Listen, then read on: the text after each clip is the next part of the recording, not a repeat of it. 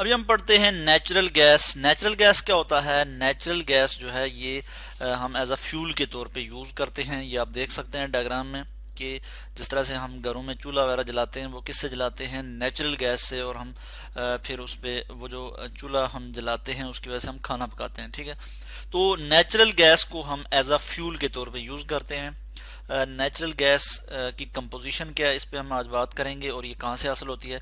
तो natural gas जो है ये फॉसिल फ्यूल है। नेचुरल गैस क्या है जी? ये फॉसिल फ्यूल है।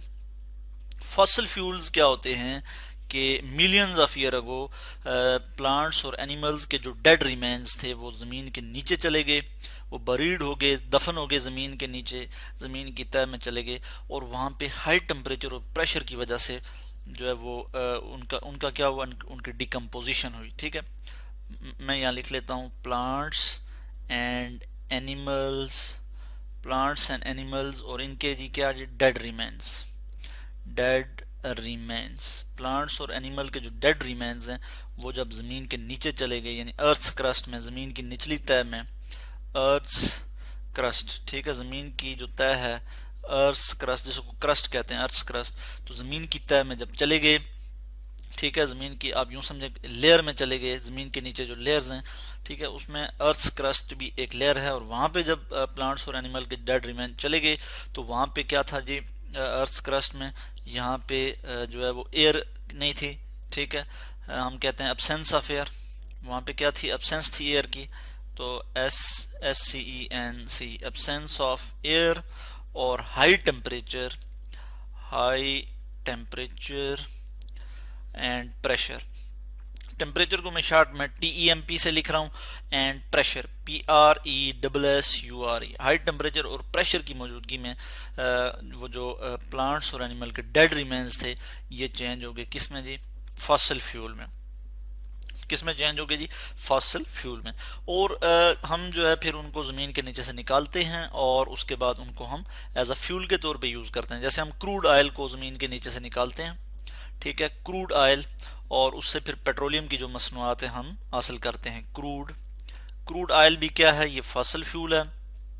ठीक है, और इससे हम क्या हासिल करते हैं? इसको हम एज अ फ्यूल के तौर पे यूज़ करते हैं, यानी हम इसकी रिफाइनिंग करते हैं और इसकी रिफाइनिंग जब हम करते हैं तो उसकी डिफरेंट फ्रैक्शंस को हम अलग करके, जैसे पेट्रोल है, डीजल है और बहुत सी फ्रैक्शंस हैं, ठीक है, जिनको हम अलग करते हैं और एज अ फ्यूल के तौर पे यूज़ करते हैं। तो नेचुरल गैस जो है ये जो है प्लांट्स और एनिमल्स के जो डेड रिमेन्स हैं जो ज़मीन के नीचे बरीड हो गए थे उनकी डिकम्पोजिशन जब हुई, और डिकम्पोजिशन किस तरह से हुई कि in the absence of air और हाई टेम्परेचर और प्रेशर की मौजूदगी में, और उसके अलावा जो है बैक्टीरियल डीके की वजह से उनकी डिकम्पोजिशन हुई और वो जो है कन्वर्ट हो गए जो है किसमें? फॉसिल फ्यूल में। ठीक है, और अगर हम नेचुरल गैस की बात करें तो नेचुरल गैस में मीथेन जो है वो उसका एसेंशियल कॉन्स्टिट्यूएंट है। ठीक है जी, मीथेन जो है वो उसका एसेंशियल कॉन्स्टिट्यूएंट है CH4, मीथेन जिसे हम कहते हैं। तो इस यहाँ पे मैंने एब्सेंस का स्पेलिंग गलत लिख ली, इसको मैं ठीक कर लूँ। यहाँ पे एब्सेंस के स्पेलिंग क्या होते हैं जी? ABSENCE, absence of air. तो मीथेन जो है वो एसेंशियल कॉन्स्टिट्यूएंट है, बुनियादी कॉन्स्टिट्यूएंट जो है वो ईथेन है, सॉरी मीथेन है। ठीक है, मीथेन जो है वो एसेंशियल कॉन्स्टिट्यूएंट है किसका जी? नेचुरल गैस का।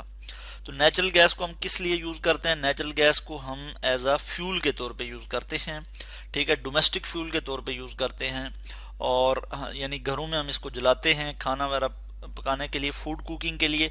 उसके अलावा हम इसको गाड़ियां चलाने के लिए, गाड़ियों को चलाने के लिए, मोटर व्हीकल जो है हमारी उनको रन करने के लिए भी हम इसको यूज करते हैं। तो पाकिस्तान में जो नेचुरल गैस के ज़खायर हैं वो सुई के मकाम पे हैं। बलूचिस्तान में जो है सुई का एक एरिया है, उस जगह का नाम क्या है? सुई। ठीक है, तो वहाँ से जो है वो जो है नेचुरल गैस जो है वो निकाली जाती है। तो इसीलिए पाकिस्तान में जो गैस है उसको हम कहते हैं जी सुई गैस। ठीक है जी, सुई गैस। और सुई गैस चूंकि सुई के मकाम से निकलती है तो इसलिए हम उसको कहते हैं सुई गैस।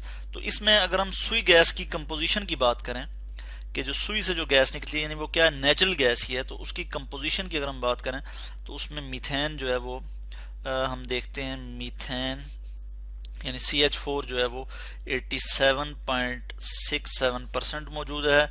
इसी तरह प्रोपेन है उसमें, बल्कि इथेन है उसमें, इथेन, और इथेन कितने परसेंट है जी, 0.89% इथेन है।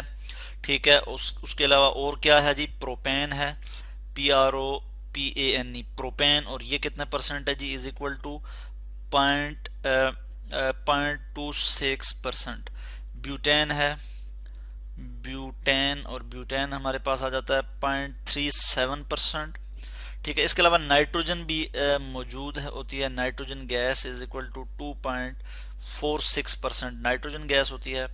कार्बन डाइऑक्साइड भी इसमें मौजूद होती है, CO2 कार्बन डाइऑक्साइड, और ये होती है जी 7.35%।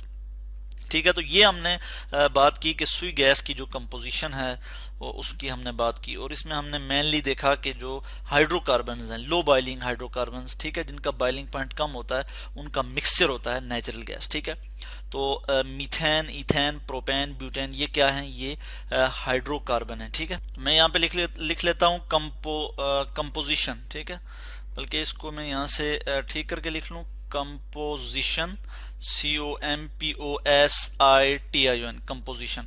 तो ये हमने यहाँ पे डिस्कस किया सुई गैस की कंपोजिशन। अब हम बात कर लेते हैं कि पाकिस्तान में जो नेचुरल गैस है, चूंकि वो चीपर है तो इसलिए उसके यूजेस क्या हैं। ठीक है, यानी सस्ती है, इसके यूजेस क्या है, हम इसको कहाँ कहाँ यूज करते हैं। तो पाकिस्तान में हम यूज करते हैं for power generation, power generation. ठीक है, GENERATION, पावर जनरेशन। ठीक है, बिजली पैदा करने के लिए हम इसे यूज करते हैं, पावर जनरेशन के लिए हम इसे यूज करते हैं, सीमेंट मैन्युफैक्चर करने में हम इसे यूज करते हैं। ठीक है, सीमेंट बनाने में हम इसको यूज करते हैं, तो हम यहाँ पे लिखते हैं cement manufacture, FACTURE, cement manufacture. ठीक है, और इसको हम थोड़ा नीचे करके लिख लेते हैं, सीमेंट मैन्युफैक्चर। उसके अलावा थर्ड जो इसका यूज है वो क्या है कि फ्यूल के तौर पे हम इसे यूज करते हैं, FUEL, फ्यूल। और कहाँ पे जी, इंडस्ट्रीज में हम इसे यूज करते हैं, इंडस्ट्रीज, घरों में भी हम यूज करते हैं डोमेस्टिक पर्पस के लिए। ठीक है, डोमेस्टिक पर्पस के लिए, यानी घरों में जो हम खाना वगैरह पकाते हैं उसके लिए भी हम इसको यूज़ करते हैं एज अ फ्यूल के तौर पे। उसके अलावा हमने बात की कि जो है सीमेंट मैन्युफैक्चर में हम इसे यूज़ करते हैं। ठीक है, और इसके अलावा हम फर्टिलाइज़र, यूरिया और फर्टिलाइज़र इंडस्ट्री में हम इसे यूज़ करते हैं, इन यूरिया एंड फर्टिलाइज़र्स। ठीक है जी, फर्टिलाइज़र्स, LIZERS, फर्टिलाइजर्स मैन्युफैक्चर में भी हम इसे यूज करते हैं। तो ये हैं जी हमारे पास कुछ यूजेस। ठीक है, किसके जी, नेचुरल गैस के। हमने बात की कि पाकिस्तान में जो नेचुरल गैस है वो सुई के मकाम पे निकलती है, वहां से जो है निकलती है, तो इसलिए हम कहते हैं सुई गैस। ठीक है, और उसकी हमने कंपोजिशन की बात की। हमने कहा कि जो लो बॉइलिंग हाइड्रोकार्बन है, यानी कार्बन और हाइड्रोजन के कंपाउंड है, जैसे हमने मीथेन की बात की, CH4, इसमें कार्बन और हाइड्रोजन है, तो हम कहते हैं ये क्या है, ये हाइड्रोकार्बन हैं। ठीक है, इसी तरह इथेन होगा तो इथेन में क्या होगा, C2H6। ठीक है, प्रोपेन होगा तो उसमें कार्बन कितने होंगे, C3H8।